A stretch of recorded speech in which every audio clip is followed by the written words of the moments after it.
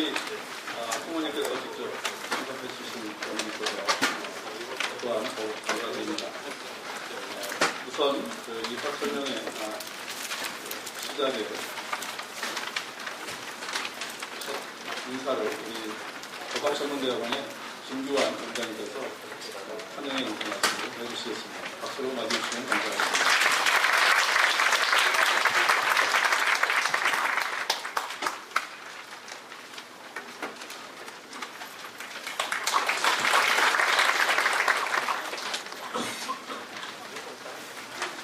예, 여러분 반갑습니다. 고려대학교 법학전문대학원 원장 유한입니다.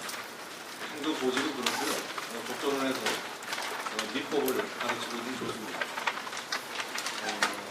오늘 지난 주말에 양평에 있는 어떤 장소에서 저희들이 공동 입학 설명회로 모든 다른 학교들과 같이 이미 입학 설명회를 했음에도 불구하고 저희들 자체적인 이런 행사에 대해서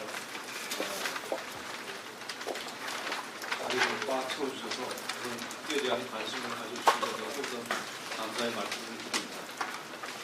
사실 여러분들은 지금 오늘 고려대학교 법전에 두고 오면 무엇을 배우고 나중에 졸업하고 나서 어떤 일들을 하게 될 것인가에 대해서 별로 관심이 없으실 거고 어떻게 하면 들어올 것인가에 관심이 있으시라고 생각을 합니다. 그래서 제가 여기서 우리 학교의 유구한 역사라든지 또 완벽한 커리큘럼이 어떻고 이렇게 얘기해봐야 자꾸 시계만 쳐다보실 것 같아요. 저도 눈치가 있는 사람입니다. 얘기하는 게 미련한 짓이라는 걸 알고 있습니다. 그래서 여러분들 경청하셔서요. 그리고 여기 오신 분들은 제 생각에 고려대학교 법전원에 들어오실 수 있는 충분한 자격증이 있으신 분이라고 생각을 합니다. 그러나 어느 시험이 그렇고 어떤 입시가 그렇듯이 당락을 보장해 드리는 게 없습니다. 그렇지 않습니까?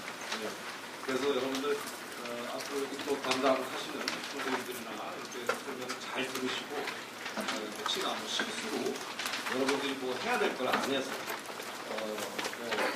불이익을 그런 받는 일은 없도록 주의 깊게 잘 들으시고 선생님을 잘 하셔서 이제 내년 3월에는 선생과 학생으로서 다시 교정에서 만나기를 기대하겠습니다. 감사합니다.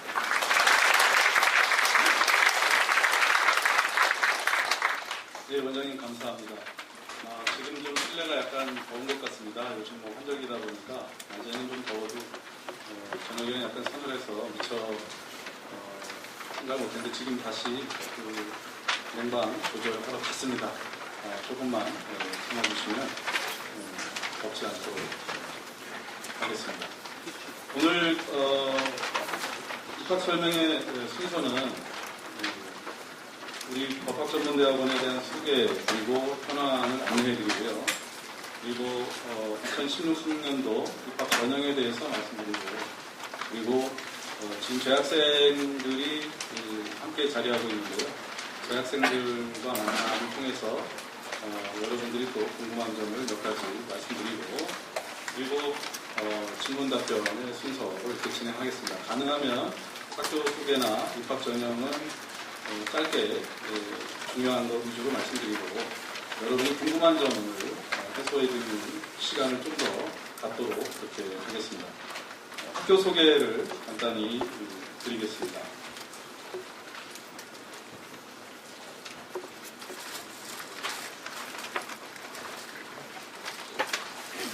학교 소개는 연역 교육 목표 교수진, 출신 법조인 학생 지원제도, 특성화 전문과정, 국제교류, 공익법률 상담소, 교육인프라 등등의 내용 위주로 말씀드리겠습니다. 저희 고려대학교 법학전문대학원은 여러분이 잘 아시듯이 고성전문학교 법과에서 출발을 해서 고려대학교 법과대학 그리고 고려대학교 법학전문대학원의 그런 역사를 지녀왔습니다. 한국에서 법과대학, 법대 하면은 아무래도 서울법대가 가장 대표적인 그런 대학이긴 하지만 역사로 보면 저희 고려대학교 법과대학이 한국에서 가장 최초로 근대 법학교육을 실시해온 그런 대학이고요. 서울대학교 관학이라고 한다면 저희는 사학으로서 나름의 독자성과 전통을 가지고 법학교육에 임하고 있습니다.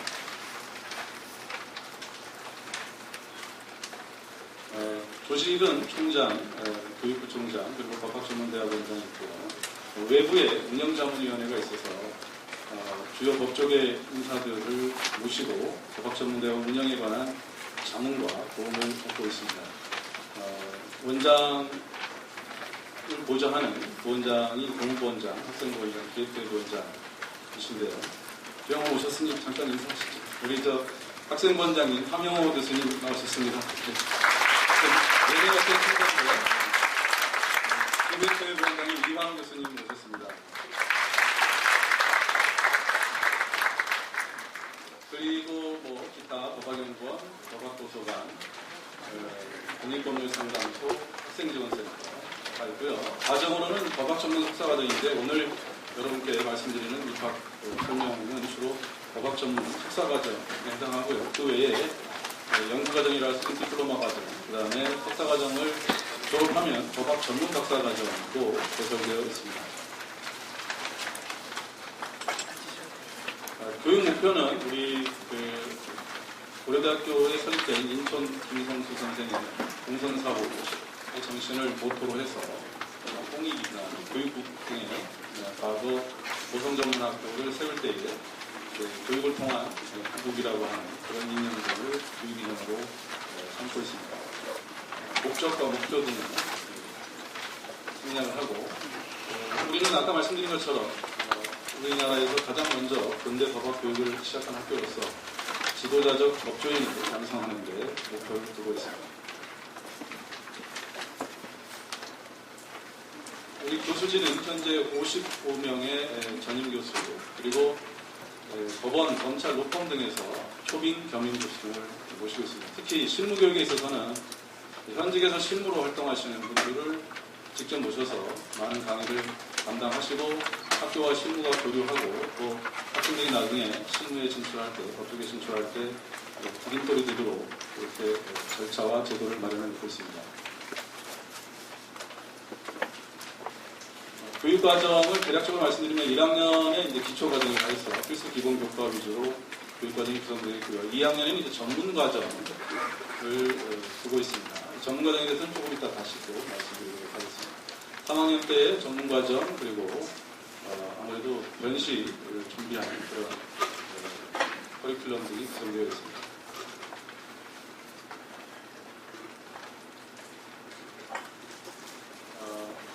아까 말씀드린 1학년에서부터 2학년 그리고 졸업에 이르는 과정을 대략적으로 말씀드리면 1학년 기초과정을 통과하면 2학년 때 전문 특성화 과정에 해당하는 교과 위주로 교과 과정을 구성했고요.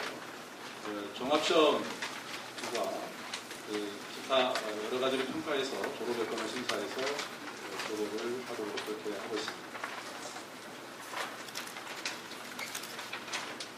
최근 3년간의 졸업자 수를 보면 저희가 이제 120명 정원의 법학전문대학원인데요. 1회 시험에 98명, 2회 100명, 3회 98명, 4회 94명, 총 390명이 졸업을 했습니다. 취업률을 보면 1기 졸업생은 이제 100%의 취업을 했고요. 2기 졸업생이 84%, 3기 졸업생이 96% 각각 취업률을 보이고 있습니다. 지금 현재 4기 졸업생이 취업 진행 중인데 저희가 파악한 바로는 가장 취업의 내용과 취업률이 가장 좋은 것으로 이렇게 통계가 나오고 있습니다. 아직 최종 4기 취업률이 확정되지 않았기 때문에 그 부분은 나중에 학교 공시를 통해서 공시가 될 것입니다. 취업을 위해서 직역별, 법원, 검찰, 로펌 등의 취업 지도교수들을 각각 저희가 두고 학생들의 취업을 돕고 있고 학생지원센터의 학생 취업 포트폴리오를 구축을 해서 가장 맞는 영역의 취업을 돕도록 그런 시스템을 구축해놨습니다. 그리고 각종 특강을 통해서 맞춤형 취업 특강을 하고 있는데요. 예컨대 자기소개서 작성이라든가 또 면접이라든가 또 각 직업별 특정에 맞는 특강을 그때그때 실시하고 있습니다. 그리고 또 내년 가을에 자체 자폐어를 통해서 많은 기관에서 학교에 와서 직접 학생들을 선발하고 있고 그때 취업되는 비율이 매우 높게 나타나고 있습니다.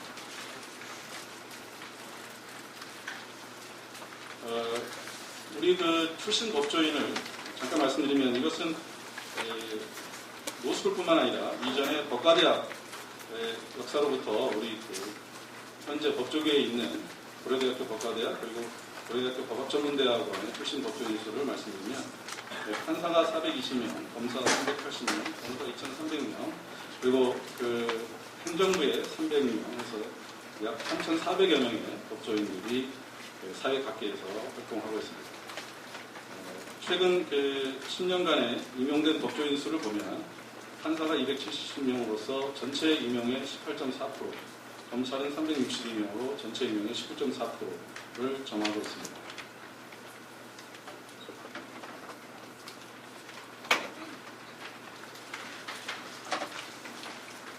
판사 임용의 전체 현재의 비율을 보면 이것은 이제 법과대학과 로스쿨을 합친 숫자입니다. 고려대학교가 아까 말씀드린 것처럼 판사의 경우 18.4%, S대라고 되어 있는데요.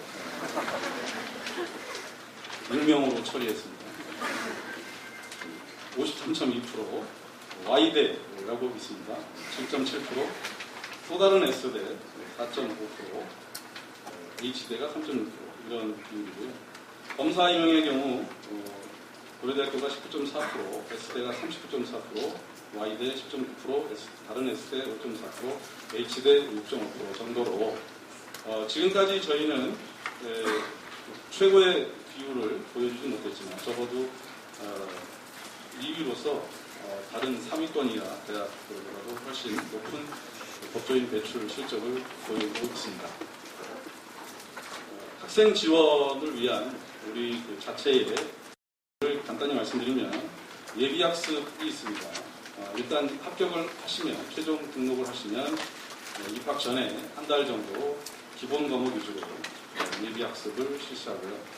그 다음에 저희가 충실하게 하고 있는 튜터링과 멘토링 제도가 있는데요. 튜터링은 각 과목 튜터링과 연시 튜터링으로 구별을 해서 매 학기 기본 과목 위주로 진행되는 학과에 대한 개별 튜터링이 있고 변호사 시험을 대비해서 현직 변호사들을 위주로 튜터를 선발을 해서 연시 전에 약 6개월가량 개별 튜터링을 실시하고 있습니다. 멘토링은 학업에 관한 것보다는 향후 실무 법조계 진출을 위한 멘토링인데요. 아까 말씀드린 저희가 배출한 판사, 검사, 변호사들이 직접 멘토로 참여해서 학생들을 멘티로서 지도하고 있습니다. 최근에 저희가 멘토 멘티 데이라 해서 약 100여 명, 120여 명의 멘토 멘티들이 모여서 유대관계를 넣고 먼저 법조계에 진출한 선배 법조인들이 지금 재학 중인 로스쿨생들에게 법조인 진출을 위해서 또 법조인으로서 어떤 성과를 내는 데 있어서 필요한 여러 가지 조언을 해주고 있습니다. 그 다음에 비아 유리스라 해서 현직 법조계의 저명 인사들을 모시고 비아 유리스라는 것은 이제 법으로 가는 길이랄까 뭐 이런 의미라 할 수가 있겠는데요. 법조인 진출을 위한 소중한 강연을 듣고 있습니다. 특성화는 저희가 글로벌 리걸 프랙티스라 해서 GLP 국제 법무를 특성화로 하고 있습니다. 공동 설명회 때 특성화에 대해서 묻는 학생들이 많아서 말씀드리자면 사실은 이것은 이제 개인적 의견입니다만 저희가 규모가 가장 크진 않지만 그래도 규모가 큰 로스쿨인데 한 가지 영역만 특성화하는 것은 사실상 제도가 좀 모순이 있는 부분이 있습니다. 그래서 특성화라는 것이 입학하는 모든 사람들이 반드시 국제법무를 모두 특성화해야 된다는 것은 아니고요. 우리가 여러 가지 좀 이따 말씀드릴 전문 어떤 과정들을 같이 병행해서 육성하고 있는데 그것과 더불어 본인의 선택으로 특성화 과정을 선택해서 자신의 전문 영역으로 삼을 수 있다. 그런 의미로 이해해 주시면 되겠습니다. 그래서 특성화의 구체적 영역으로는 국제 비즈니스, 국제 통상 이러한 두 가지 영역을 구체 영역으로 삼고 있고요. 어떤 이른바 세계화 시대에 주도적인 글로벌 리더를 양성하는 글로벌 리더를 양성하는 데 목표를 두고 있습니다. 또한 우리 고려대학교 법학전문대학원을 중심으로 글로벌 리걸 허브를 구축하는 데 목표를 두고 있습니다. 그 다음에 아까 말씀드린 전문과정입니다. 그러니까 이것은 이제 특성화 과정 이외에 입학하시면 각자의 관심 영역에 따라서 전문화할 수 있는 그런 과정들을 저희가 운영하고 있고, 이 전문 과정에 해당하는 과목들을 이수하시면 저희 자체적으로 전문 과정 이수 인증서를 배포하고 있습니다. 물론 이 인증서는 아직은 공적인 증명의 기능을 하지 못하지만 지금 이제 대한변협에서 전문 변호사 제도를 운영하고 있습니다. 사실 저희는 이제 변호사 제도랄까, 변호사 문화할 게 그렇게 오래되진 않아서 서양에 비해서요. 각 영역에서 전문 변호사를 변호사들이 그냥 내세우면 전문 변호사가 되는데, 변호사 제도가 좀 더 오래된 나라들에서는 전문 변호사를 내세우기 위해서는, 예컨대 조세 변호사라든가 또는 이혼 전문 변호사라든가 보험 전문, 금융 전문 등을 내세우기 위해서는 일정한 전문 과정을 이수해서 어떤 자격을 취득해야 전문 변호사를 내세울 수가 있습니다. 우리는 아직 그러한 제도에까지 변호사 제도가 도달하지는 못했지만 향후에는 그렇게 될 것이라고 생각을 하고 있습니다. 비유하자면 의사의 경우는 전문의가 되기 위해서는 전문 과정을 거쳐야만 전문의가 됩니다. 그렇지 않으면 다 일반의입니다. 근데 변호사라 하더라도 사실 자기가 조세 부분에 전혀 지식이 없으면서 조세 전문 변호사 내세우면 안 되기 때문에 앞으로는 이제 변호사 시장이 커지고 경쟁이 좀 더 심화된다면 전문 변호사를 내세우기 위해서는 전문 과정을 거쳐야 되는 걸로 그렇게 예상이 되고 있습니다. 그래서 미리 대비해서 저희가 대한변협에서 얘기하고 있는 전문 변호사 영역에 맞추어서 전문 과정을 운영하고 있습니다. 그래서 총 17개 전문 과정인데요. 앞으로 그 변협이라든가 변호사 단체에서 운영하는 전문 변호사 등록 제도에 맞추어서 이 부분을 좀 더 잘 체계를 갖추어서 전문 과정 이수 인증서를 모든 졸업생이 하나씩 또는 경우에 따라서는 2개씩 그렇게 가지고 졸업할 수 있도록 그런 교육 과정을 운영하고 있습니다.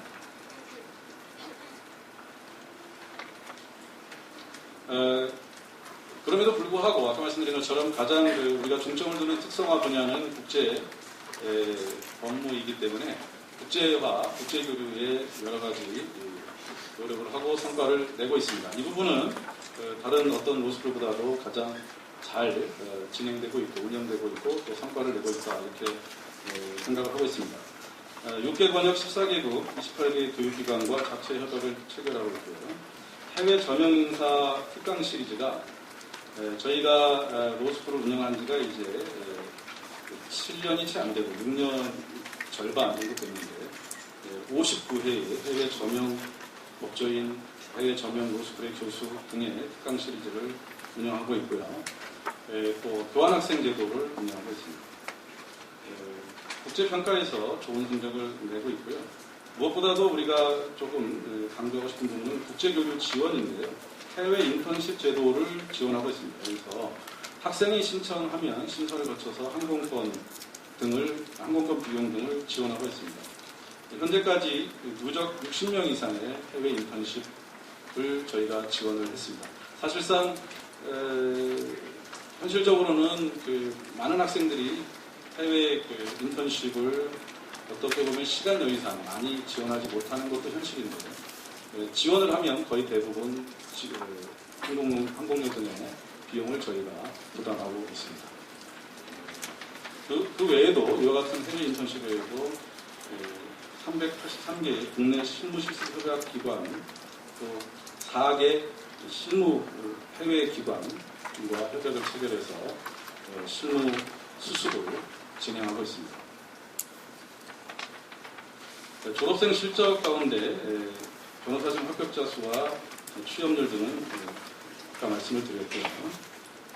대형 모범 취업 실적은 여러 언론에서 이미 보도했듯이 국내 최고 수준의 실적을 보여주고 있습니다.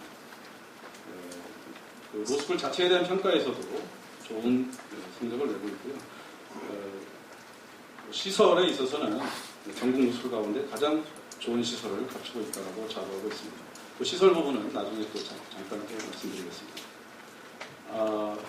그리고 우리가 또 다른 로스쿨에 비해서 가장 잘 운영하고 있고 대내외적으로 가장 높이 평가받는 기관이 공익법률 상담소입니다. 글자 그대로 저희 로스쿨에서 자체적으로 모든 사람이 무료로 법률 상담을 받을 수 있는 상담소를 운영하고 있는데요. 저희 아까 50여 명의 교수들 중에서 변호사, 판사 등의 실무 경력 있는 교수들이 많이 다수 계시기 때문에 교수님들께서 법률 상담에 대한 자문을 하시고 학생들은 그 과정에서 기초 자료라든가 또 자문 의견 등을 정리하면서 실제 구체적 법률 문제에 대한 경험을 하고 또 공부를 하고 이런 기회를 갖고 있습니다. 이러한 공익법률 상담소는 모든 로스쿨이 반드시 운영해야 되는 의무적 기관 중에 하나인데 평가에서 저희가 항상 가장 좋은 평가 성적을 거두고 있고 그래서 교육부에서 이 평가에 따라서 가장 성과가 좋은 저희 법률 상담소에 일정에게 예산 지원을 하고 그것을 통해서 또 학생들이 여러 가지 교육이나 경험의 과정에서 또 지원을 받는 그런 운영을 하고 있습니다. 재학생 평균 약 100여 명이 이런 법률 상담, 소송 지원, 국제 인권 지원 등의 활동을 하고 있고요. 아까 말씀드린 교육부의 지원을 받아서 미국, 중국, 일본 등 주요 로스쿨의 리걸 클리닉을 탐방하고 서로 교류하는 활동, 또 공동 프로젝트를 수행하는 그런 활동을 하고 있습니다. 말씀드린 것처럼 2011년, 2014년에 최우수 리걸 클리닉으로 인정받은 바 있습니다.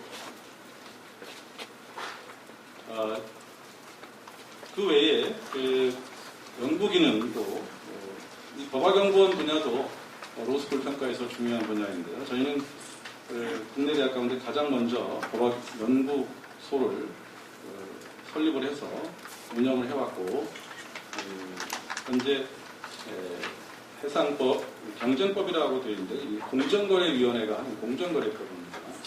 그 밖에 사이버법, 요즘 아주 핵심적인 주제가 되고 있는 사이버법 등 16개의 연구센터를 운영하고 있습니다. 국내에서 가장 연구원 규모가 크고 연구센터가 전문적이면서 실질적으로 운영되는 연구원이라고 자부하고 있고요. 각종 학술대회를 다수 개최하는 것은 물론이고 가장 많은 정기 간행률, 국문 법학 전문 학술지인 고려법학, 영문 학술지 두 가지 종류를 저희가 발행하고 있습니다. 기타 연구청소 등의 발행도 하고 있습니다. 교육 인프라, 아까 말씀드린 것처럼 시설에 있어서는 우리가 가장 좋은 시설을 갖추고 있다고 자부하고 있는데요. 4개 건물을 저희가 로스쿨의 건물로 사용하고 있습니다. 1번 건물이 멀어서 잘 보이실지 모르겠는데요. 이쪽에 1번 건물이 중앙도서관 바로 옆인데 부법학관이라 해서요. 과거의 국가대학 건물이고요. 그 다음에 2번 건물이 여러분이 지금 계시는 신법학관, 법학신관이라고도 하고요. 그 다음에 이제 3번 건물이 법학도서관, 해송법학도서관인데요. 이 법학도서관은 다른 모든 로스쿨에서는 로스쿨을 설립하기 위해서 도서관을 지었지만 저희는 로스쿨 설립 이전에 이미 자체 법학도서관을 가지고 있었습니다. 이것은 이제 우리 졸업생, 갑자기 제가 성함을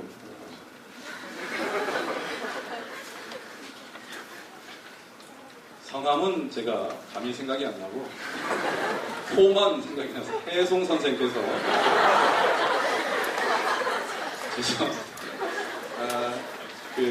건립을 해주셨기 때문에 해송 법학도서관이라는데요. 로스쿨 도입 전에 이미 저희는 완공해서 법과대학 시절에 이미 자체 도서관으로 아마 여러분이 방문해 보시면 가장 시설도 좋고 운영을 하고 있고요. 그 다음에 최근에 로스쿨 도입 이후에 CJ 법학관, CJ 그룹에서 건립해준 CJ법학관은 주로 학생들이 공부하고 강의를 듣는 그 공간으로 주로 활용하고 있고, 법학신관, 신법학관은 교수들의 연구 공간, 그리고 일부 강의 공간으로 활용하고 있습니다. 신법학관, 야경. 도서관, 야경, 석양, CJ법학관. 아마 여러분 오시면서 다 보셨기 때문에 그냥 사진으로 잠깐 소개 계속 나옵니다. 이상 간단히 학교 소개 간단했는지는 모르겠는데 최대한 축약해서 말씀드리겠습니다. 오늘 더 관심 있으신 그 입학 전형에 대해서 역시 또 중요 사항 위주로 말씀을 드리겠습니다.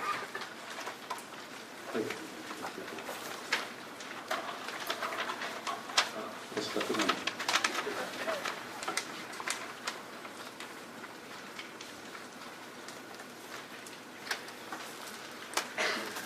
예.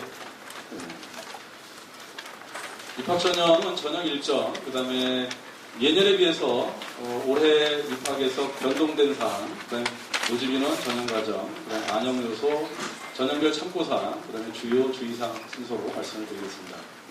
전형 일정은 이미 진행된 일정도 있는데요. 9월 15일에 리트 성적이 발표가 되었고, 지난주 금토에 공동 입학 설명회가 있었습니다. 상당히 많은 학생들이 참여해서 개별적인 질문, 토론이 있었습니다. 그 다음에 이제 원서 접수는 10월 5일부터 10월 8일까지, 그리고 인터넷으로 하고요. 서류 제출은 10월 7일부터 10월 12일까지 CJ법학관, 아까 말씀드린 건너편 CJ법학관 4층에서 접수를 하게 됩니다. 11월 18일에 서류 전형 합격자 발표가 예정되어 있습니다. 11월 28일 토요일에 구술 면접이 있고요. 최종 합격자 발표는 12월 11일로 예정되어 있습니다. 2016학년도에 변경된 사항을, 주요 사항을 말씀드리면 2015학년도와 전형 요소별 반영 점수 및 반영률은 동일합니다. 총점은 700점이고요. 외국어 점수가 100점, 자기소개서 100점, 그 다음에 구술 면접이 100점 되는데, 이건 좀 약간 오류가 있는 것 같습니다. 그 뒤에 다시 말씀을 드리겠습니다. 그 다음에 공인 영어 성적 지원의 최저 기준도 작년과 같고요. 특별 전형, 사회적 취약계층에 대한 지원 유형을 확대를 했습니다.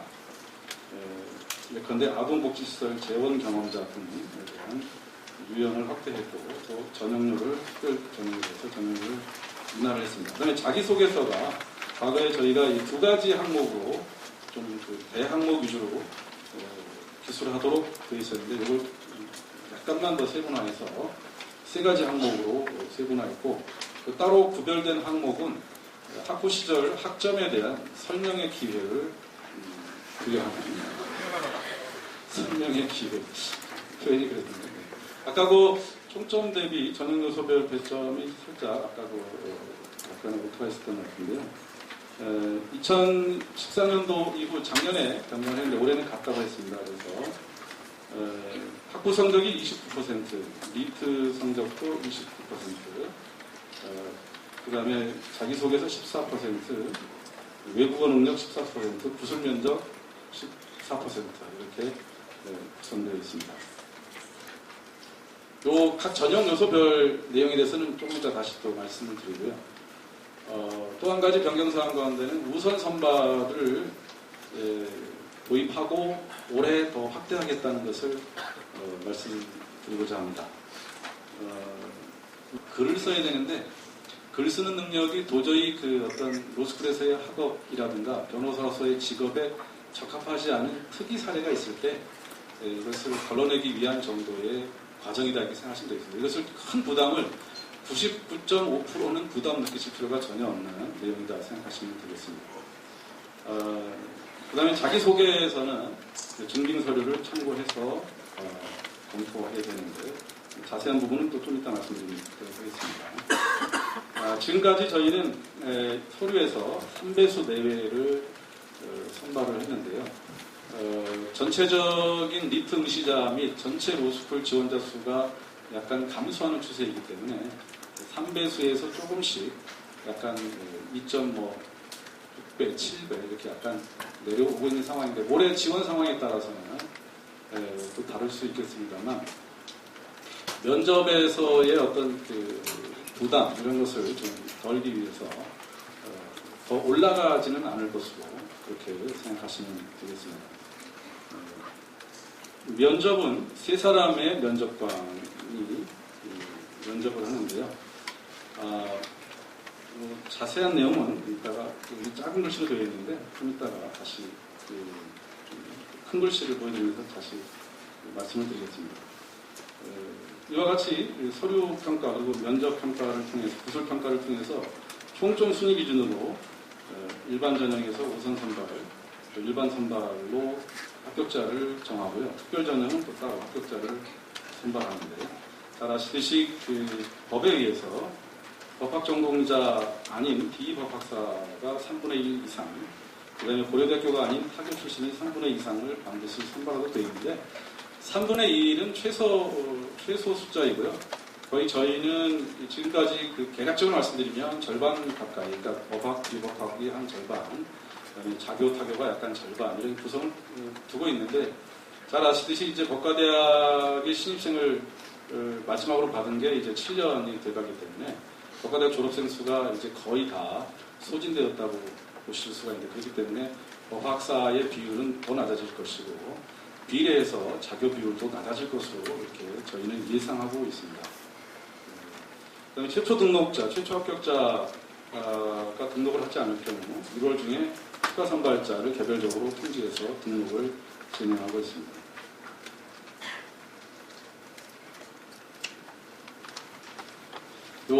등급별, 요소별, 등급별 점수 비율의 이해인데 단순 예시이고요. 아까 말씀드린 구체적인 등급의 몇 점 이것보다는 각 요소별 점수가 그대로 계량화돼서 수치로 반영되는 것이 아니라 등급에 의해서 등급 점수가 반영된다. 그 정도로만 우선 이해하셔도 좋을 것 같습니다. 그래서 구체적인 그 전형 요소 내용을 보면 아까 말씀드린 700점인데 서류에서 600점, 구술이 100점입니다. 서류는 학부 성적이 200점, 리트가 200점, 그 다음에 영어 등 외국어가 100점, 그 다음에 자기소개서가 100점입니다. 아까 말씀드린 것처럼 이 모든 것은 다 급간, 등급간 점수로 반영을 하고 있습니다.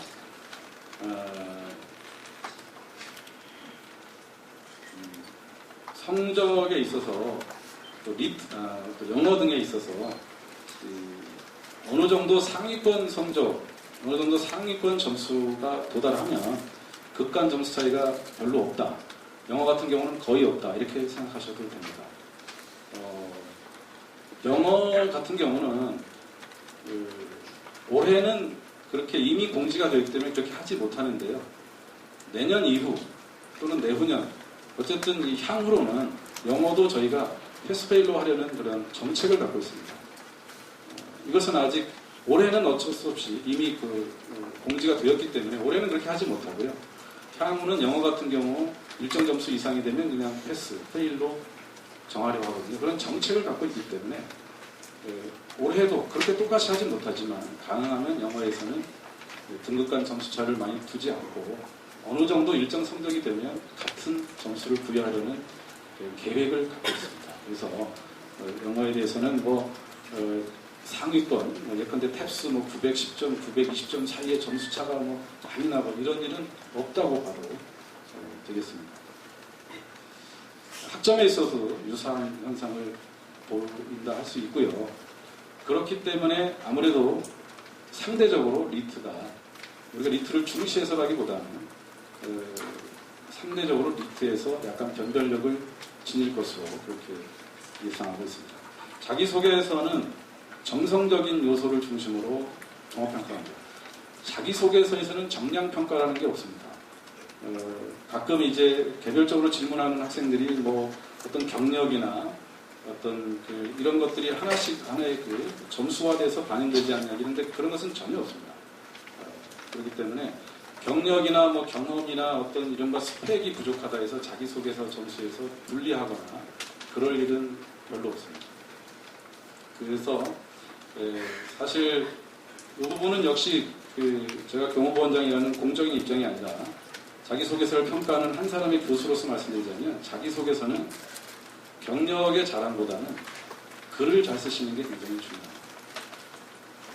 경력이 부족하더라도 그것을 어떻게 자기를 잘 표현하느냐 이것을 보는 것이지 만약에 여러분의 경력을 하나하나 세워서 점수 평가할 거면 자기소개서를 글로 쓰라고 할 필요가 없습니다. 그냥 표로 경력을 나열해서 몇 개나 있는지 제출하라고 하는 게 더 낫습니다. 근데 자기소개서를 그렇게 큰 항목으로 세분화하지 않고 쓰라고 하는 이유는 아까 제가 학부학점도 설명의 기회를 드린다라고 했는데 학점이 설령 나보다 조금 안 좋더라도 어떤 부분을 자기가 강조해서 들었고 어떤 부분을 내가 관심 있어서 들었고 이런 것을 잘 설명하면 학점에서 약간 손해봤던 것을 자기소개서 약간 보완할 수 있는 그런 부분이 있다는 것입니다. 그래서 이것은 뭐 개인적 견해라고 말씀드렸지만은 제 생각에는 많은 교수님들께서 동감하실 거라 생각하고 또 대학이나 이런 로스쿨 뿐만 아니라 일반 회사 입사에서도 자기소개서에 대한 입사 담당자들의 생각은 같습니다.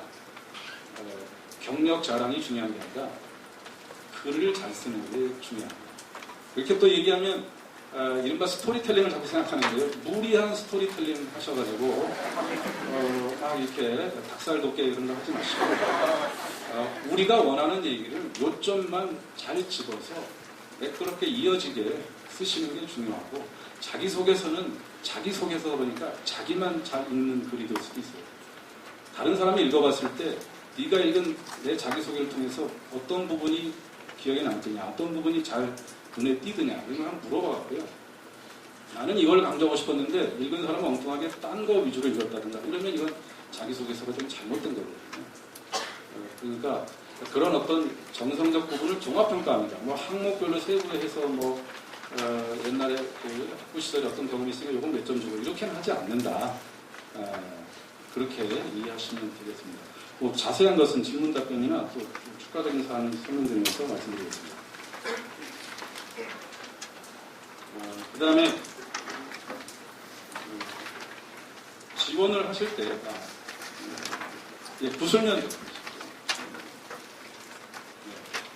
구술 면접은 아까 이제 100점이라 했는데 자세한 부분 어떻게 진행되고 어떻게 평가되는지 조금 이따 또 말씀드리겠습니다. 우선 그 전형별로 우선 지원하실 때 비법학사이신데 법학을 부전공했으면 비법학사로 표시하시면 되고요. 법학사이면서 법학 아닌 분야를 부전공하셨을 경우에도 마찬가지인 경우는 법학사로 지원 부분을 표기하시면 되겠습니다. 비법학사이면서 법학을 복수 전공했거나 이중 전공하면 둘 중에 하나를 선택해서 기재하시면 됩니다. 마찬가지 법학사인데 비법학 분야에 대한 복수 이중 전공을 하셨으면 그 중에 하나를 선택해서 기재하시면 됩니다. 둘 다 쓰시는 것은 있지 않습니다. 사실 이 부분은 여러분이 내가 뭐 비법학사인데 법학으로 쓰는 더 유리할까? 그 반대가 유리할까? 너무 고민하실 필요는 없습니다. 이것은 우리가 아까 말씀드린 것처럼 이 비법학사 출신을 30% 이상 뽑아야 되는 최소 30% 뽑아야 되는 것 때문에 구별을 하는데 지금 뭐 지원하는 분들이 법학 출신이 다수가 아니기 때문에 만에 하나 뭐 저희가 마지노선으로 30% 70% 맞춰서 뽑을 때는 법학사 비법학사 사이에 분야별로 경쟁이 되겠지만 지금까지 그런 일은 없기 때문에 법학사로 쓰면 더 유리하고 비법학사로 쓰면 불리하고 그런 건 없으니까 편하게 선택해서 쓰시면 되겠습니다. 그 다음에 이 고려대학교를 포함한 2곳 이상의 대학에서 학사 학위를 취득한 경우는 어느 한쪽을 선택해서 기재를 하셔야 됩니다. 이것도 마찬가지입니다. 아까 말씀드린 것처럼 자교 타교 비율 때문에 그렇습니다.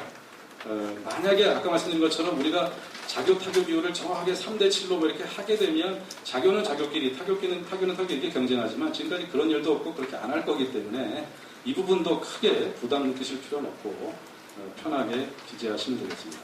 이따 말씀드리겠지만 고대 출신이라 무대하고 타교 출신이라 무대하지 않고 그런 거는 진짜 없습니다. 안 믿는 분들인데 정말 그렇습니다. 이따 결과로 수치로 말씀드리겠습니다. 학부 성적은 뭐 이미 자세한 사항은 이제 저희가 입학 전형 안내 책자를 통해서 다 말씀드린 사항이기 때문에 그 내용을 또 보시면 되겠지만 4.3이라든가 3.9 이런 식의 그 성적이 아닌 100분위로 환산한 94, 95, 99 등의 100분위 성적으로 제출하시면 되겠고요. 석차는 고려하지 않고 많은 대학에서 석차가 표시된 성적가 운영되지 않기 때문에 석차는 고려하지 않습니다. 그 다음에 편입한 경우에는 지원자가 선택한 최종 제적 학교의 성적만 고려하기 때문에 그 성적을 기재하시면 되겠고 편입 전 대학의 성적은 합산하지 않습니다.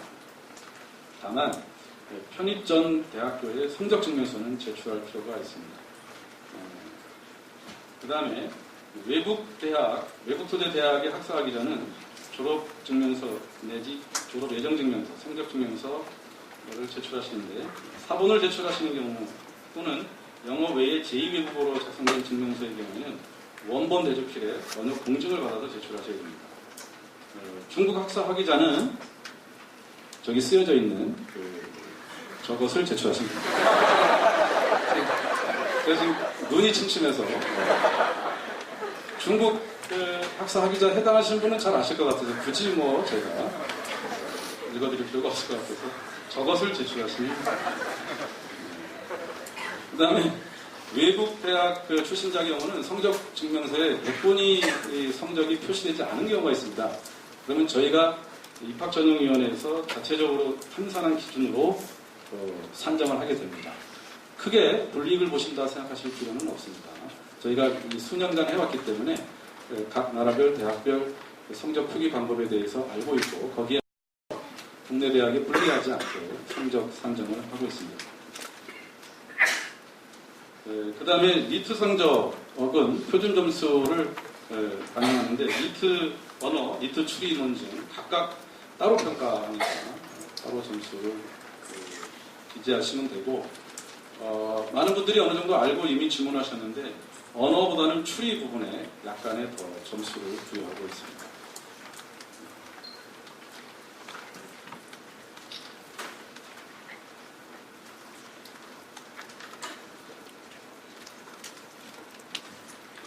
그 언어에 비해서 추리에 대해서 어느 정도 더 비중을 두느냐 하는 부분은 공개하지 않는 것으로 죄송합니다. 정책이 그렇게 정해져서 그러나 이게 제가 개략적으로 말씀드리면 크게 차이가 나거나 그렇지는 않습니다. 예컨대 비슷한 점수이면 추리 논증이 더 좋은 사람이 더 유리하다 이렇게 정도이지 언어는 잘 못 봤는데 추리만 무조건 잘 봤다 해서 전체 점수 근데 두 점수를 합산한 것보다 점수는 두 점수를 합산한 점수가 더 낮은데 추리가 높다 해서 그 사람이 우선되고 그렇지는 않습니다. 그러니까 유사한 점수대일 때 추리 논증 점수가 더 좋으면 더 유리하다 이렇게 생각하시면 되겠습니다.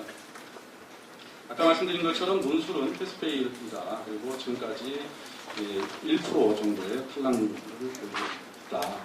큰 의미를 두실 필요는 없다. 이렇게 또 다시 한번 말씀드릴 수 있고요. 법학 작성 시험에는 최소 점수의 제한은 없습니다. 영어 같은 경우 아까 이제 최저 기준 점수는 말씀을 드렸고요. 원서 접수 마감일 기준으로 2년 내 유효하고 또 2년 내 응시한 점수. 죄송합니다. 원서 접수 마감일 기준으로 유효한 2년 내 응시한 점수만 인정합니다. 그 다음에 제2외국어 성적을 제출하는 분 가운데 제2외국어 성적이 우수하더라도 영어 인증의 최저 기준은 충족을 시켜야 제2외국어에서 가산점이 가능한 것입니다. 제2외국어에서 일정 등급 이상의 성적을 제출하시면 영어 영역, 외국어 영역에서 가산점을 부여합니다. 독일어 같은 경우, 또 프랑스, 스페인어 같은 경우는 이제 같은 유럽권이라서 C1, C2라고 이렇게 일단 통칭해서 얘기할 수 있을 것 같고요. 러시아 같은 경우는 3, 4단계, 중국어 HSK는 16급, 총점 180점 이상, 일본어 JLPT는 N1 등급까지 이렇게 그 이상의 경우 외국어 영역이라 해서 말하자면 그 영어와 관련한 점수에서 가산점을 부여하고 있습니다. 그 다음에 자기소개서, 아까 제가 그냥 먼저 조금 말씀드렸는데요.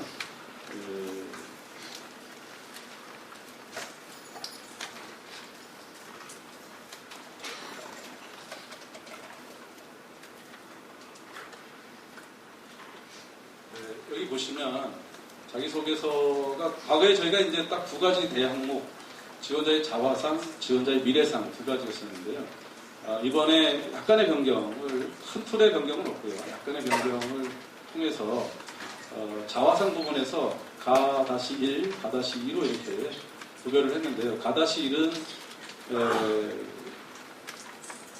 지원자의 자화상이라는 과거 그 항목을 그대로 유지했다고 보시면 되는데, 법학전문대학원에 대한 지원 동기, 교육 배경, 가치관 및 인생관, 그 다음에 대학 입학 이후의 경험, 사회활동, 봉사활동, 그 밖에 이제 지원자가 기술할 수,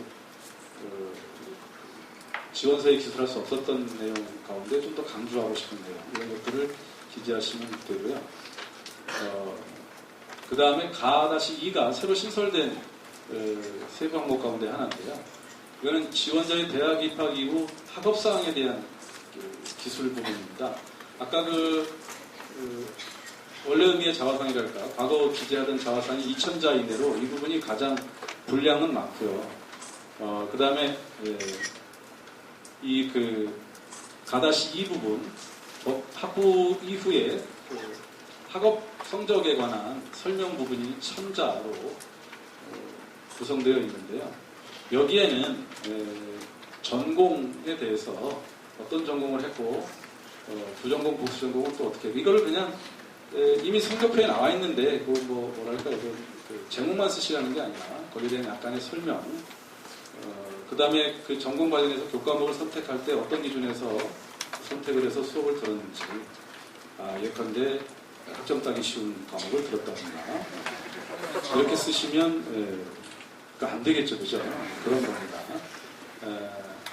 그 다음에 그 전공 또는 부전공 하신 경우는 부전공, 보수전공 등 어떤 분야별로 구별해서 이수학점의 수를 쓰시고, 재수강 과목을 쓰시라고 하는데, 재수강 과목 같은 경우도 이걸 쓰라고 하면은 뭔가 재수강 과목을 많이 쓰거나 많이 했다고 하면 불리하지 않을까, 그렇게 생각하시는데 그럴 필요가 없고요. 이런 것도 아까 말씀드렸지만 재수강 과목을 단순히 내가 뭐뭐뭐를 재수강했다 끝 이렇게 쓸 거면요, 저희가 굳이 쓰라고 할 필요가 없거든요. 성적표에 다 나오니까. 어떻게 해서 재수강을 하게 되었고, 물론 학점이 안 나와서가 대다수겠지만, 그래도 이것을 변론하시는 게 변호사가 할 일이거든요. 사실 그대로 내가 학점을 가지고 나가도 됐지만, 그 과목에 대한 떨칠 수 없는 어떤 관심 때문에 이렇게 사례를 든 겁니다. 똑같은 문장이 등장하면 제가 감점하겠습니다. 사실은 재수강이라는 게 꼭 우리가 나쁘게만 생각할 필요는 없는 거거든요. 그래서 정말 그 과목은 내가 잘해보고 싶었는데, 또는 관심이 있었는데 그 학기에 어떤 사정이 있어서 제대로 내가 공부를 못해서 학점으로서의 결과도 잘 안 나왔지만, 내가 한번 다시 어떤 개별 전공에서 이건 꼭 필요하고 해서 재수강을 통해서 어떤 성적뿐만 아니라 필요한 어떤 내용, 실력을 보강했다, 이런 식의 설명을 원하는 것이다, 이렇게 생각하시면 되겠습니다. 이와 같이 예를 들어서 말씀드렸지만, 기타 지원자가 제출한 성적증명서의 학업 성적을 학업 성적표에 수치로 나와 있는 것을 이른바 서술형으로 좀 설명을 하시라, 이런 측면입니다. 이것은 아까 말씀드렸지만 수치상으로 약간 학점이 부족하다면 그것을 설명할 수가 있는 거죠. 내가 어떤 과목을 들었는데 이 고과목에서 학점이 좀 안 나와서 전체 평점 좀 내려갔지만 그러나 내가 관심 있고 내가 앞으로 하고자 하는 일과 관련해서 그 과목은 꼭 들어야 했기 때문에 어떤 경우는 학생들이 기표 과목이었지만 나는 그걸 들었다. 학점의 불이익을 감수하고라도 이렇게 하면 우리가 감동받을 수 있거든요. 그런 수준이라고 생각하시면 되겠습니다. 그와 같은 예를 제가 말씀드린 거니까 약간 여담이지만 그와 같이 성적, 수치로 나와 있는 성적을 서술해서 설명하시라는 취지로 이해하시면 되겠습니다. 그래서 여기에 또 추가로 수치상의 성적뿐만 아니라 입학 이후 관심을 두고 진행한 어떤 연구 활동 또는 학업 활동 또 그 연구 활동이나 학업 활동을 통해서 자기가 받은 직관적 영향 이런 것들도 설명을 하시면 되겠습니다. 그 다음에 이제 큰 항목 두 번째로 지원자의 미래상인데요. 역시 천자 이내로 쓰시는데 지원자의 미래 버전 인생 설계, 미래 비전 죄송합니다. 버전이나 비전이나 현재 나의 버전은 1.0이지만 나의 미래는 3.0으로 업그레이드 있을 것이다 이렇게 생각하시면 되겠습니다. 죄송합니다. 요새 좀 눈이 침침해가지고 비전 및 인생 설계 본인의 관심 분야 관심 분야는 주로 그 법영역에서의 관심 분야라 생각하시면 되겠습니다. 진로 계획, 근데 법조 영역 가운데 어떤 진로 계획, 그다음에 사회적 역할. 제가 개인적으로 들은 질문 예 가운데 내가 이공계인데 꼭 거기에 맞는 어떤 그 진로나 관심 분야를 써야 되느냐 그렇지 않습니다.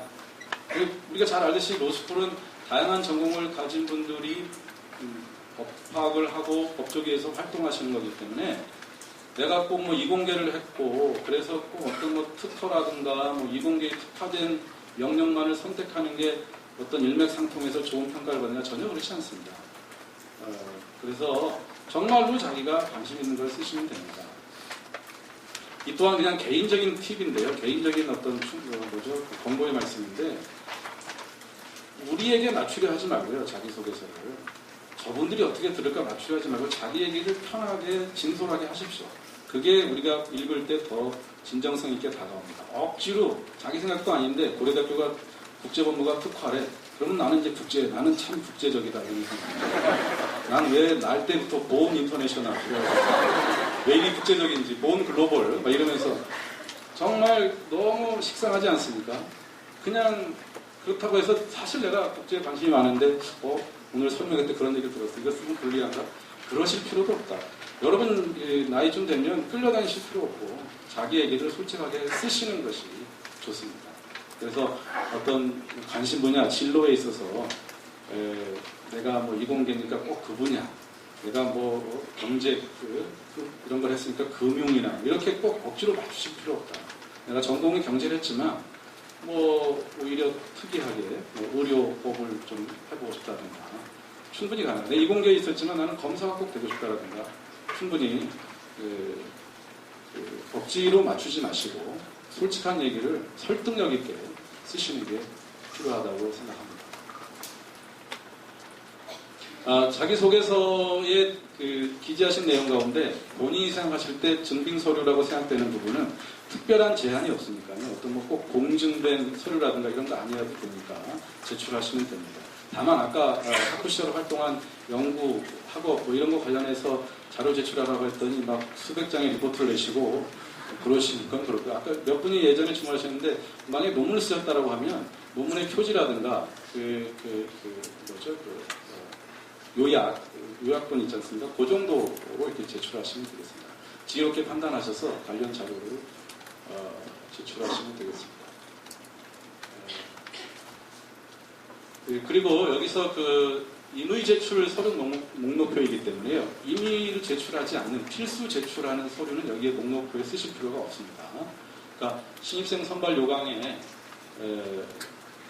필수로 제출하도록 되어 있는 서류는 임의 제출 서류가 아니니까 여기 기재하실 필요 없고 필수 서류 외에 본인이 자기소개 등과 관련해서 증빙 자료를 제출하는 서류만 여기에 목록을 기재하시면 되겠습니다. 그리고 임의 제출 서류가 없는 경우 이 목록표를 제출하지 않으셔도 됩니다. 임의 제출 서류가 없고 임의 제출 서류 목록표를 제출하지 않았다 해서 불이익은 없습니다. 아까 말씀드렸듯이 뭐 능력이 굉장히 많고 화려해야만 유리한 것은 아니니까 큰 부담은 갖지 않으셔도 되겠습니다.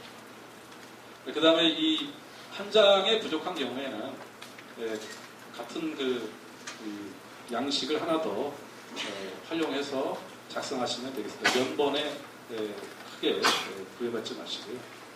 그 다음에 여기 일자가 있는데요. 서류 목록표에 일자가 있는데 발급일이나 완료일을 기재하시면 되겠고요. 이 서류 목록표와 함께 제출하는 그 증빙 서류에는 오른쪽 상단 귀퉁이에 이 서류 목록표에 있는 번호표와 일치하는 번호를 기재하시고 그 다음에 수험번호, 성명을 기재하시면 되겠습니다. 그 다음에 거기 증빙 서류에 본인 외에 다른 사람들도 관련이 있다면 본인이 잘 드러나도록 형광펜으로 표시하는 되고, 이거 표시 안 했다 해서 또 불리한 거 없습니다. 그러니까 이미 제출 서류이니만큼 여러분이 지혜롭게 정리해서 내시면 특별한 양식이나 어떤 조건, 자격이 필요한 건 아니니까 이걸 참고해서 자유롭게 제출하시면 되겠습니다.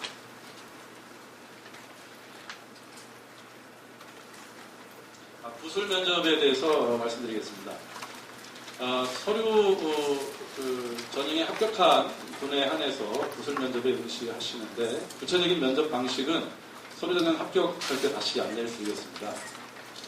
이것은 지금 뭐 확정해서 말씀드리면 더 좋을 텐데 저희가 아까 말씀드렸지만 전체 지원자 그 다음에 서류 전형에서 몇 배수를 뽑을지 이런 거에 따라서 면접의 전체 시간이라든가 문제가 약간 변화되기 때문에 그 과정을 보고서 세부적인 말씀을 드리는데 큰 틀에서는 변화가 없습니다. 우선 부술 면접이라고는 하는데 인성 면접이 아니고 일종의 그냥 부술 발표 능력 시험이다 이렇게 생각하시면 되겠습니다. 그래서 어떤 인류 보편적인 가치관이라든가 공적인 기여에 대한 품성이 있는가, 또 법률가라는 직업에 대한 소명의 의식이 있는가, 또 실제 발표에 있어서 논리적인 사고력이나 판단력, 표현력이 있는가 이런 것들을 보고요. 법학 지식은 요구하지 않습니다. 근데 문제를 여러분 우리 고려대학교 관심 있는 분들은 기출 문제를 거의 다 아실 텐데요. 옛날 기출 문제를 보면은 이거 법학 문제 아닌가 생각할 수 있는데요. 세상 모든 문제가 법학 문제입니다. 그렇기 때문에 설령 그렇게 보여도 그러면 이렇게 보이니까 내가 법학과 관련해서 법률 용어를 써가면서 뭔가 설명해야 되는가? 절대 그렇지 않습니다. 저 자신으로는 법률 용어를 많이 쓰면 약간 좀 부정적입니다. 이건 법학 능력 테스트가 아니기 때문에. 그리고 좀 미안한 말이지만 저도 법전공이지만 법률 용어라는 것은 어떤 현상이나 어떤 사태를 굉장히 제한적으로 표현하기 때문에 실제 표현에 있어서는 꼭 좋은 표현은 아닙니다. 법률가가 되고 법률 영역에서 법조계에서는 법률 용어를 써야 되지만 일반적인 표현으로서는 그렇게 썩 좋은 표현은 아니기 때문에 법률 용어 등이라든가 법학 지식의 어떤 표현은 저희는 오히려 제한적으로 보고 있습니다. 그러니까 내가 법학 전공이 아니라서 어떤 법률 용어를 잘 구사하지 못해서 그런 것은 전혀 없다 생각하시면 되겠습니다. 그래서 우리가 일상생활에서 겪을 수 있는 문제에 대해서 한 2가지나 3가지 정도의 대안을 두고 어떤 대안을 선택하고 그 선택한 이유와 문제에 대한 설명인데요. 죄송합니다. 어떤 주제에 대한 주장 그리고 근거 제시하는 것이 설득력이 있는가, 발표력이 있는가, 표현력이 있는가. 아까 말씀드린 것처럼 변호사는 어차피 말로 직업을 영위해야 됩니다. 그렇기 때문에 아무리 생각이 훌륭하고 아무리 좋은 어떤 논리적 사고가 있더라도 표현하지 못하면 법률가, 변호사로서의 직업에 적합하지 않기 때문에 이 부분에 있어서도 우리가 원하는 답이 있는 게 아니고요. 그 문제에 대한 답이 있는 게 아니고 자기가 가진 답에 대해서 어떻게 잘 설명하고 설득하는가 그것을 위주로 보게 됩니다. 그래서 그런 쪽으로 정성평가를 하기 때문에 그 점 위주로 준비하시면 되겠고요. 아까 말씀드린 것처럼 구체적인 시간에 하나를 선택해서 답을 하는데요. 각 문제마다 어떤 선택할 수 있는 대안들이 3개 정도씩 있었습니다. 그래서 2문제 가운데 하나 문제를 선택하고 그 선택한 문제 속에 들어있는 대안 중에 또 하나를 자기가 왜 그렇게 생각하는지 설명하는 방식으로 구술 면접은 진행이 됩니다. 그리고 면접장에 들어와서 바로 문제를 보는 것이 아니라 앞에 사람이 면접을 하는 동안 대기하면서 문제를 보고 개별적으로 메모하면서 준비하는 시간을 주고 그걸 보면서 면접에 들어와서 발표를 하고 발표한 내용에 대해서 면접관들이 질문하는 형식으로 진행이 됩니다. 개별 인성이라든가 뭐 지원 동기, 속된 말로 아버지 뭐 하시노 이런 거는 전혀 우리 면접에서는 다루진 않는 개인적인 것은 전혀 묻지 않는 물어서는 안 되는 그런 면접입니다. 그래서 작년 같은 경우는 이제 12분 동안 주어진 문제에 대해서 생각하고 메모할 수 있는 시간을 주고 그 다음에 이제 면접장에 들어오면 8분의 개인 시간이 있는데요. 4분 발표하고 4분 질문 답변하고 이런 식으로 진행을 했습니다. 근데 올해도 똑같이 진행될 것 같지는 않습니다. 여기서 약간의 준비 시간이라든가 실제 발표 시간에서 1, 2분 정도의 차이는 있을 수 있습니다. 그 점은 미리 예상해서 가능하면 이른 시일 내에 저희가 확정되는 대로 경우에 따라서는 개별 서류 합격 발표 통지 이전이라도 면접 시간 전체는 몇 분이고 개인 발표 시간은 몇 분이고 질문 답변은 몇 분인지를 확정해서 알려드리도록 그렇게 노력하겠습니다.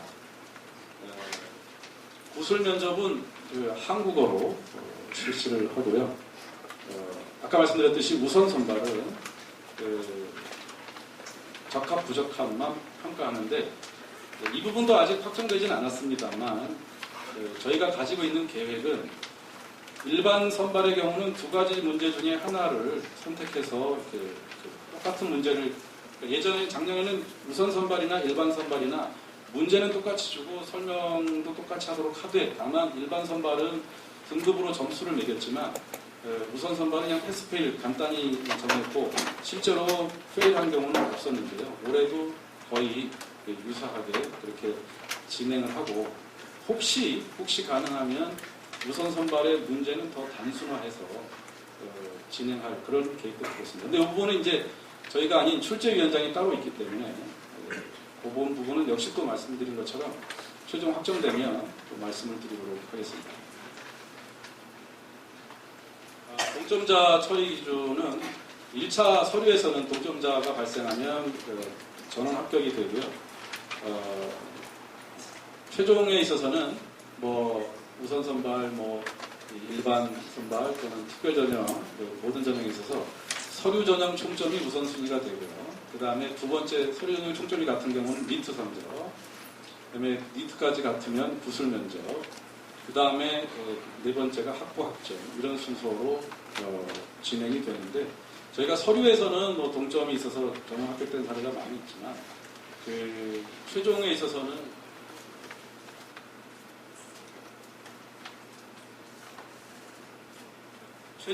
이와 같은 동점자 우선순위가 적용된 사례가 그렇게 많지는 않는 것으로 지금까지는 통계가 나오고 있습니다.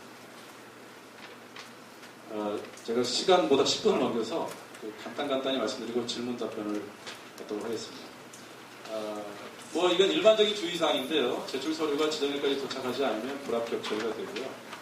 그 다음에 접수 후에 지원 자격을 심사했을 때 지원 자격에 해당하지 않는 경우는 불합격 처리, 또 경우에 따라서는 입학 후 발견이 되면 입학 허가 취소가 되고요.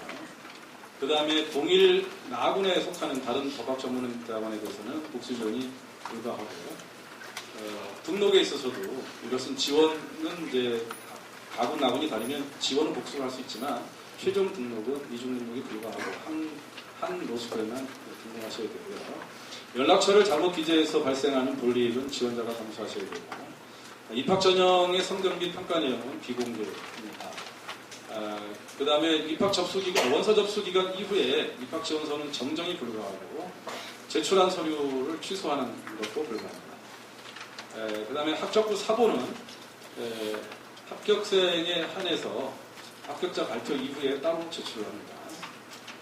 그 밖에 미리 말씀드리지 못한, 공지되지 못한 부분 등에 대해서는 입학전형관리위원회에서 결정을 하고 저희 입학전형관리위원회 이외에 외부 감독기관으로서 입학공정위원회가 있습니다. 그래서 외부로 저희가 그 여러 가지 규정상 공개하지 못하는 사항도 내부적으로 다 자료를 유지하기 때문에 만약에 문제가 있으면 입학공정위원회에서 심사를 하게 되고 또 경우에 따라서는 외부 다른 기관에서도 예컨대 감사라든가 이런 걸 통해서 통제하기 때문에 저희가 외부로 규정에 따라서 공개하지 못한다 해서 어떤 뭐랄까 임의적인 기준이나 이런 것으로 시행하지는 않습니다. 미리 정해진 기준과 절차에 따라서 모든 입학을 절차를 진행하고 있습니다. 시간.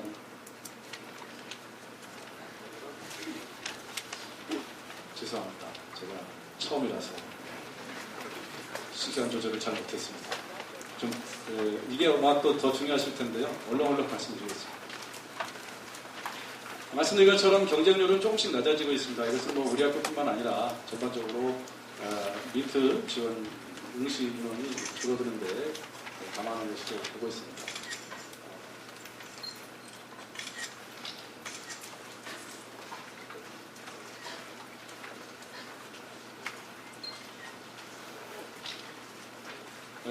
짧게 2014년, 15년만 말씀드리면은 총 지원자 수가 2014년에 493명, 2015년에 425명 줄어들었고요. 특별전형에는 24명, 33명, 경쟁률이 2014년 4.11대 1, 2015년에 3.54대 1, 그다음에 1차 합격자 수가 2014년에 365명, 약 3배수였는데요. 2015년에 322명, 3배수가 조금 안 되는 그런 숫자를 할 수 있고요. 최종 합격은 2014년에 127명, 2015년에 126명. 이것은 정원의 합격 숫자가 있기 때문에 그렇습니다. 출신 학부를 말씀드리면 가나다 순으로 보면 지금까지 경북대, 경찰대, 경희대, 고려대, 부산대, 서강대, 서울대, 성균관대, 연세대,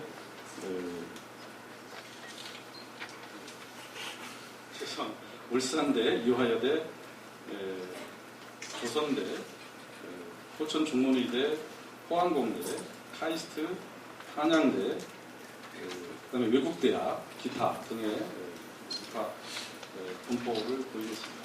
그래서 막대 그래프로 나타낸 상황이고요. 수치료도 이렇게 나와 있는데요. 아까 말씀드린 대학별로 적게는 1명에서 많게는 430명. 고려대학교가 현재까지는 가장 많습니다. 근데 여러분이 추이를 보시면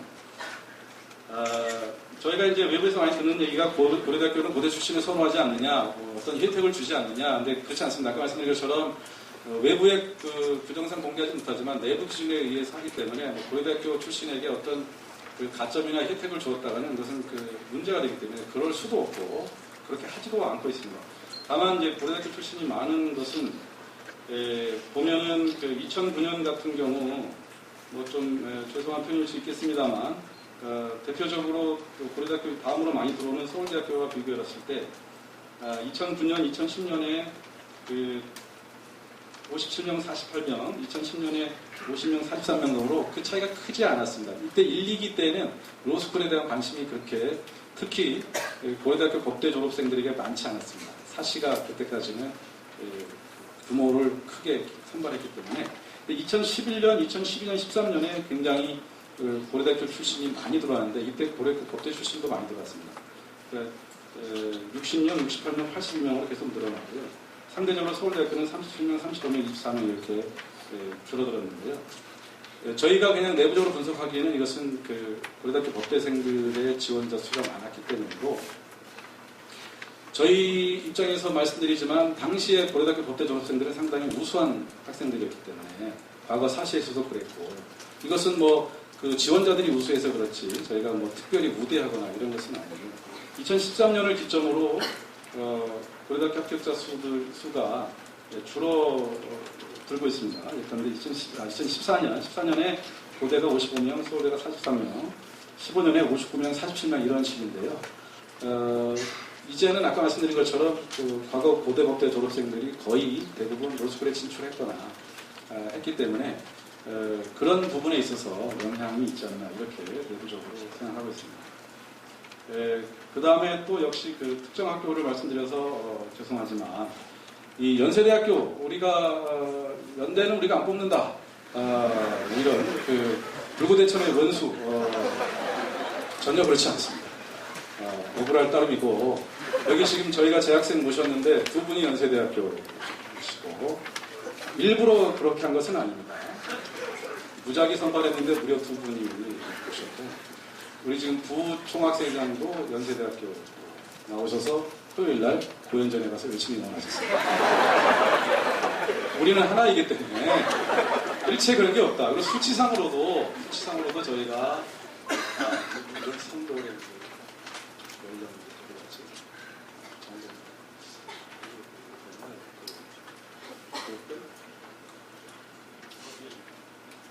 수치상으로 보자면 아까 드리고자 하는 부분인데요.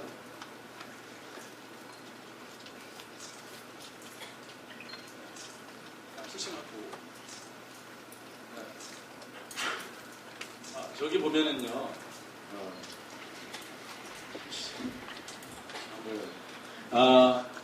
그 합격률만 보면요, 지원자 대비 합격률입니다. 이쪽에 지금까지 4년간을 보면 고려대학교가 29.8%, 서울대가 26.2%, 연세대학교 28%입니다. 오히려 지원자 대비로 보면 서울대보다 더 많이 합격했는데 지원자 수 자체가 적습니다.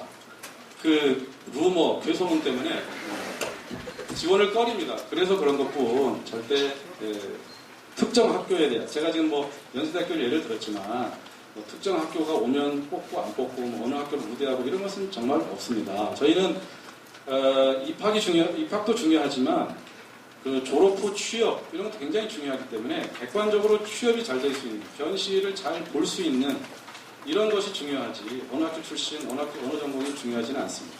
조금 질문 답변 시간이 점점 줄어들기 때문에 나머지 사항은 그 다음에 연령 일단은 나머지는 통과를 하고요. 남녀 비율에 있어서도 저희가 조절을 하지 않기 때문에 지금 2학년생들은 여성 비율이 훨씬 높고요. 어쨌든 지원자들의 그 성적에 따라서 평가하고 지원자들이 들어와서 학업을 잘하고 취업 시장에서 좋게 평가할 수 있는 이런 것을 우리가 보고 선발을 하지 어떤 연령이나 성별이나 학교에 따라서 선호하거나 혜택을 주거나 불이익을 주거나 이런 것은 진짜 없다는 것을 말씀드리고요. 연령에 있어서도 얼마 전 언론에서 30세 이상은 아예 안 뽑는다 그러는데 아예 안 뽑지 않았고 2015년에 저희가 0% 그랬는데 그렇지 않은데 언론에서는 이상하게 보도를 하고 있는데요. 좀 죄송한 얘기지만 연령만 보고 안 뽑지는 않습니다. 연령이 높은 분들이 어떤 객관적인 지표가 좋은 분들이 별로 없어서 그러는 거지. 그런 지표가 별로 안 좋은데 연령을 우리가 안배를 해야지 이래가지고 뽑을 수는 없거든요. 그렇기 때문에 그 점도 이해해 주시고 연령과 상관없이 객관적인 지표가 좋고 특히 예컨대 연령에서 약간 불리하더라도 특정한 자격이라든가 어떤 사회 경력에 있어서 우리가 향후 어떤 법조계 시장에 나갔을 때 환영받을 수 있는 이런 게 있다면 충분히 선발해서 고려하고 있다 이렇게 말씀드릴 수 있을 것 같습니다. 그리고 마지막으로 여러분이 궁금해하실 전형 요소별 점수입니다. 리트 같은 경우 작년과 재작년 2년간의 합격생 구간은 합격생 기준입니다. 최종 합격이요. 리트가 가장 낮은 점수가 94.5, 최고가 145.7입니다. 94.5라니까 충격받으셨습니까? 저희는 사실 이런 리트 점수 가지고 어느 학교는 몇 점인데 어느 학교는 몇 점인데 참 이런 얘기가 굉장히 싫은데 시중에서 자꾸 이게 학력고사 수능도 아닌데 어디는 몇 점 이러면서 이것은 좀 아닌 것 같습니다. 리트가 94.5면은 다 합격한다는 얘기는 절대 아닙니다. 리트가 94.5라는 것은 나머지 영역이 굉장히 탁월한 사람입니다. 그런 점을 감안하시면 되기 때문에 이런 점수는 참고적으로만 보시면 되겠고요. 학점에 있어서도 최고가 99.8, 당연하죠. 최고가 100점이 안 나온 게 이상한데요. 최저는 86.8, 영어 리트가, 죄송합니다. 탭스가 최고 973점, 최저가 643점. 편차가 꽤 있지요. 이것은 저희가 개별 지원자마다 탭스가 643인데 나머지는 얼마나 좋은지 이런 걸 다 추적하지는 않았습니다. 그래서 대략적으로 말씀드리자면 어느 한 영역의 점수가 좀 안 좋더라도 나머지 영역의 점수가 좋다면 충분히 가능성이 있다. 이렇게 생각하시면 되겠고요. 굳이 아까 말씀드리자면 영어나 학점에 있어서는 등급 간 차이가 크지 않기 때문에 일정 점수 이상이 되면 영어 학점에서 약간 불리하더라도 리트가 괜찮다면 충분히 유리한 어떤 상황이 될 수도 있고 그 반대로 리트가 뭐 그렇다 해서 리트가 변별력 있다 해서 리트가 안 좋으면 무조건 불가능하냐 저기에도 나와 있지만 다른 영역이 탁월하고 우리가 봤을 때 정량적 지표 외에 또 자기소개서 등에서 정성적으로 어느 정도 인정될 수 있는 부분이 있으면 가능성은 있다 이렇게 말씀드릴 수 있고요. 그 다음에 여러분이 궁금해하시는 이른바 평균 점수는 저희가 이것을 공개를 하는 것이 굉장히 좀 부정적인 영향이 많을 것 같아요. 아까 말씀드린 학교 간에 어디는 몇 점인데 어디는 몇 점 이런 것은 원래 로스쿨 거와 맞지도 않고 그래서 대략적으로 얘기하면 여기 나온 점수들의 중간 점수다 이렇게 생각하셔도 됩니다. 진짜로. 그리고 이게 평균 점수라는 게요. 그때 그래마다 조금씩 움직이기 때문에 사실 근데 평균 점수를 말씀을 드리면 오해하셔서 저 점수가 안 되면 무조건 안 된다 생각하셔가지고 그 또한 우리가 소중한 인재를 놓칠 수 있기 때문에 그런 점에서 평균 점수를 말씀드리지 않는다. 그러나 이른바 S, Y대하고 큰 차이는 나지 않습니다. 그렇게 얘기하니까 거기보다 좀 낮아서 얘기 안 하시나? 절대 그렇지 않습니다. 그렇지 않고 오히려 첫 번째 부분 아까 말씀드린 것처럼 평균 점수가 높게 말씀드렸을 때 지레 포기하는 분들 때문에 말씀 안 드리는 것이라고 그렇게 생각하시면 되겠습니다. 어쨌든 제가 좀 질문 답변 시간을 너무 좀 잠식해서 대단히 죄송하고요. 우선 순서에 의해서 재학생분들 여러분께 잠깐 소개하고 재학생분께서 가장 최근에 입학을 경험하셨기 때문에 짧게 말씀 듣고 여러분이 재학생들께 먼저 질문하시면 간단한 질문 답변 후에 전체 질문 답변 순서를 갖겠습니다. 재학생 여러분 좀 잠깐 앞으로 단상으로 좀 올라와 주시기 바랍니다.